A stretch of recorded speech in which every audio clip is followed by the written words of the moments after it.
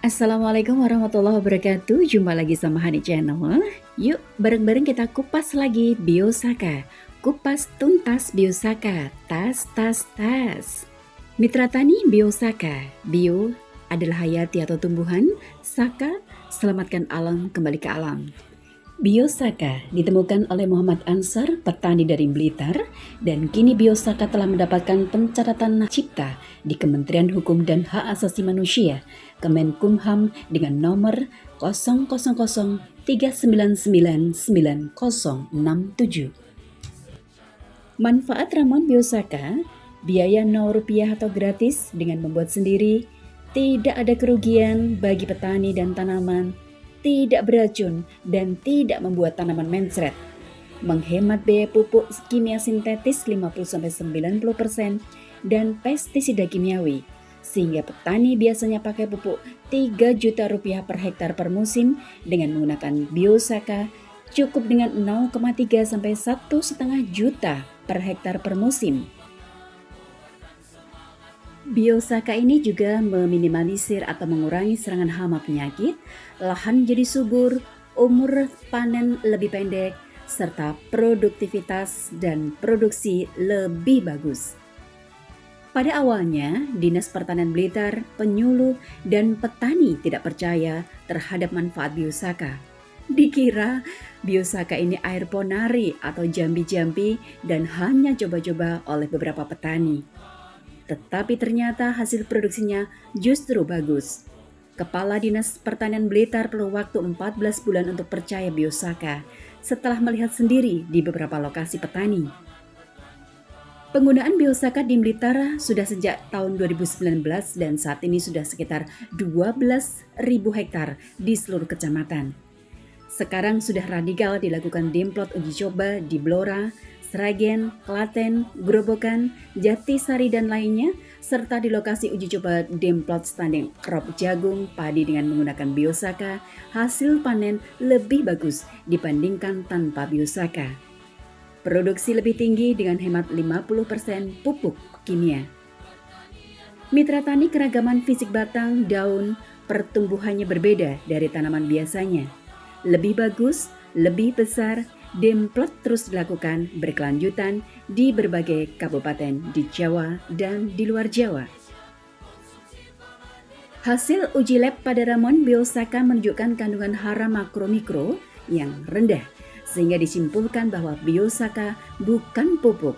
Dan memang kita semua juga tahu dari dulu bahwa rumput bukan pupuk, bukan menggantikan pupuk, bukan variasi pupuk, bukan jenis makanan tanaman, bukan memperbaiki pupuk, tetapi Biosaka memperbaiki tanaman dan ekosistem.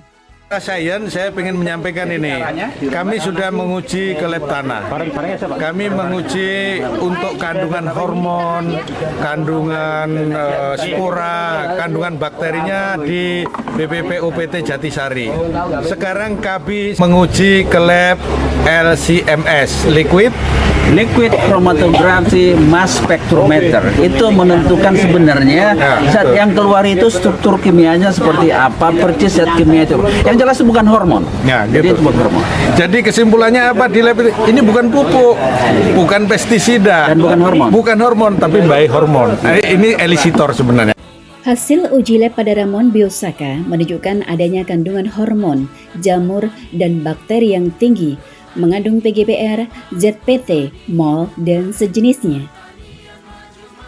Bagi para ilmuwan, silakan melakukan riset alur dan proses memproduksi ini. Bisa dibuktikan Biosaka itu produsen hormon, fungi atau jamur, bakteri. Bahkan ilmu lebih mendalam lagi, Biosaka disebut sebagai elisitor, sebagai signaling bagus untuk pertumbuhan dan berproduksi.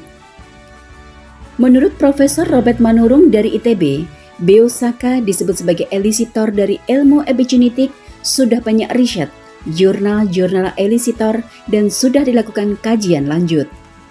Beberapa mahasiswa sedang melakukan penelitian dan terbuka luas bagi kampus, dosen, mahasiswa, praktisi, peneliti untuk mengkaji lebih mendalam sehingga menambah referensi keilmuan dan agar menjadi bagian sehari-hari dalam diskusi ilmiah di kampus. Silahkan untuk melakukan riset di Blitar yang sudah mengembangkan biosaka di lahan 12.000 hektar di 22 kecamatan dan sudah mempraktekkan biosaka selama 1-3 tahun terakhir untuk komunitas pangan, hortikultura, dan perkebunan. Bicara soal biosaka, hati-hati membandingkan tanaman dengan manusia. Kalau manusia perlu asupan makanan, tetapi tanaman melakukannya dengan fotosintesis. Biosaka ini bukan suplemen vitamin untuk manusia, tetapi biosaka memperbaiki tanaman ekosistem. Jadi tanaman tidak harus pakai pupuk kimia secara berlebihan. Pupuk itu bukan segalanya. Hara tidak akan habis di alam. Ada proses simbiosis dan ekosistem berjalan. Gunakan pupuk dengan hemat dan bijak.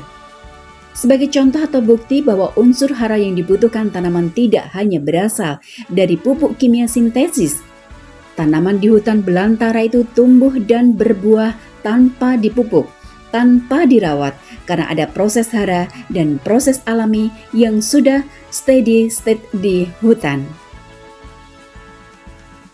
Budidaya padi organik selama puluhan tahun mengandalkan bahan-bahan atau hara alami dan bisa menghasilkan panen yang bagus. Fakta lain, rumput, gulma, termasuk rumput yang berbatang dan berbunga, dibabat berkali-kali tetap tumbuh dan subur. Pohon rambutan, pisang, kelapa, dan lainnya di pekarangan tetap tumbuh dan berbunga tanpa dipupuk mengandalkan bahan-bahan alami. Mungkin ilmu kita yang terbatas, ilmu kita yang ketinggalan, sementara fakta manfaat biosaka di lapangan sudah terbukti nyata. Apakah fenomena tersebut merupakan bagian misteri dari aliran transmisi kinetis yang harus kita jawab secara ilmu? Apakah rumput adalah nenek moyang tanaman dan populasinya terbanyak di dunia? Cara meremas rumput dengan tangan berbeda hasilnya bila dengan menggunakan mesin atau blender, sehingga ramuan menjadi homogen, koheran, dan harmoni. Atau sementara ukuran koheran dan harmoni sudah diketahui dari uji kinesiologi. Cara penyemprotan biosaka dengan ngabut di udara berdampak langsung pada daun dalam waktu yang sangat cepat, 15 detik, dan turun ke akar sehingga sel-sel akar semula lemah menjadi aktif dan cerdas. Ini secara kinesiologi terukur. Itu jadi yang berminat ingin riset, ingin penelitian, ingin kajian, mencari metode ilmiah, pengen disertasi dan lainnya, pelajari dulu satu ilmu kinesiologi. Ada di Google, di YouTube, apa silakan ilmu kinesiologi. Yang kedua ilmu epigenetik, the new biology. Jadi metode biologi baru lah, ada ilmunya itu. Ini mempelajari. Yang ketiga pelajari elisitor. Apa itu elisitor? Ada di jurnal-jurnal juga. Seperti sudah sampaikan juga di tempat lain bahwa elisitor itu bukan pupuk, bukan hormon, tapi adalah suatu zat kimia yang bisa organik, bisa inorganik, yang dengan kehadiran zat kimia itu disemprotkan pada tanaman, dia akan memberi signal pada tanaman untuk mengaktifkan genetiknya untuk menghasilkan sesuatu yang baik untuk tanaman itu. Yang baik untuk tanaman itu bisa untuk melawan penyakit, bisa melawan karena stres lingkungan, tapi bisa juga mengaktifkan hormon-hormon untuk pertumbuhan dan semua yang baik untuk tanaman. Itu yang intinya. Daripada berdebat dengan pendekatan ilmu masing-masing dan beranggapan bahwa hara akan habis bila pupuk kimia sintetis dikurangi, lahan terdegradasi jika tidak dipupuk, tidak masuk akal di lahan tandus dengan biosaka bisa tumbuh dengan baik, sementara kita sendiri belum pernah mengukur neraca biomasa, belum pernah melihat sendiri bahwa biosaka di tanah kapur bisa berhasil dibanding tanpa biosaka. Jadi ini jagung di atas gunung kapur, luasan 0,5 hektar menggunakan biosaka, dan ini satu-satunya lahan yang menggunakan biosaka. Kanan kiri kita itu nggak panen, panen pun buahnya kecil-kecil. Padahal kanan kiri selain lahannya Pak Hendrik, ini petaninya itu memupuk 2 kali, ada yang 3 kali. Nah, buah jagungnya itu tidak seperti ini. Nah, ini hanya 1 kali pemupukan, ya. Terus cuacanya sama, di sini hujan sudah mulai jarang. Hasil jagungnya masih oke. Ini hanya di perlakuan Biosaka dan 1 kali pemupukan. Habis berapa kilo, Pak? Ya kurang lebih ya ada 40-an kilo lah. 40 kilo, setengah hektar, hanya 1 kali tabur dan hasilnya ini.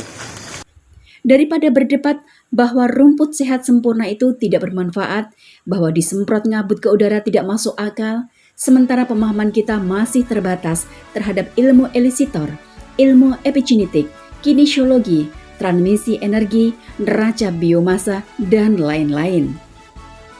Dipersilakan bagi yang ingin meneliti fenomena Biosaka dengan pendekatan ilmu di luar uji, lab hara, hormon, jamur, bakteri, LC-MS, PCR, dan sejenisnya karena sudah banyak dilakukan. Kalaupun tetap dilakukan uji lab tersebut cukup untuk level skripsi S1 atau hanya sebagai uji pendukung dari riset mendalam lainnya. Kita tidak hanya fokus dengan uji metodologi kimia Newton dan biologi dasar, tapi mari kita menggunakan ilmu epigenetik, elisitor, signaling, kinesiologi, transmisi energi, neraca biomasa, ekosistem, dan lainnya. Biosaka memang misteri.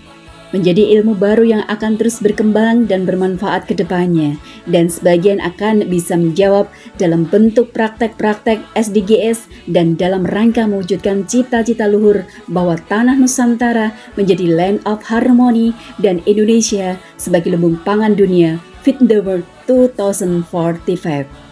Arahan Pak Menteri selalu hari esok harus lebih baik daripada sekarang, harus penuh inovasi, penuh inspirasi. Dipersembahkan Dr. Insinyur Suwandi MSI, Dirjen Tanaman Pangan, Kementerian Pertanian Republik Indonesia. Pertanian maju, mandiri, dan modern. FIFA Republik Indonesia. Biosaka